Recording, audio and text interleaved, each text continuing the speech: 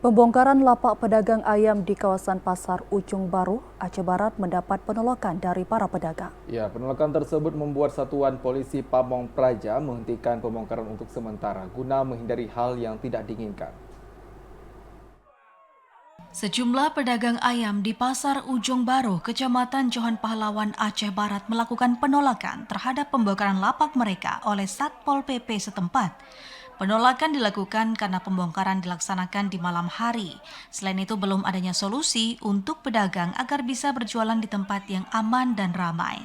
Seorang pedagang ayam, Abdul Manaf, mengatakan pihaknya tidak setuju dengan tindakan petugas yang melakukan pembongkaran di malam hari. Selain itu juga tidak ada koordinasi dengan pedagang sehingga keputusan dianggap diambil sebelah pihak.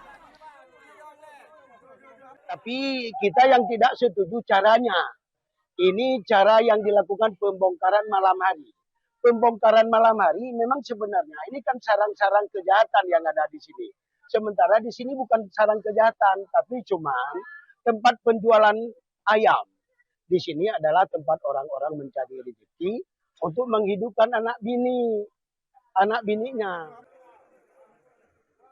Sementara itu, Kepala Bidang Ketentraman dan Ketertiban Trantip Satpol PP Kabupaten Aceh Barat, Arsil, mengatakan pembongkaran lapak pedagang ayam dihentikan sementara dan pihaknya akan mengambil waktu lain guna menghindari hal-hal yang tidak diinginkan. Sebenarnya ini penggusurannya sudah kita siapkan secara maksimal.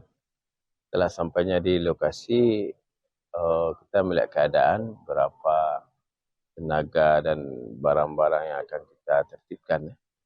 Namun karena ini kegiatannya malam, barangkali ada hal-hal yang perlu kita pertimbangkan kembali, sehingga jangan ada terjadi dampak yang lebih merugikan lagi baik dari petugas maupun bagi para pedagang dan masyarakat sekitar.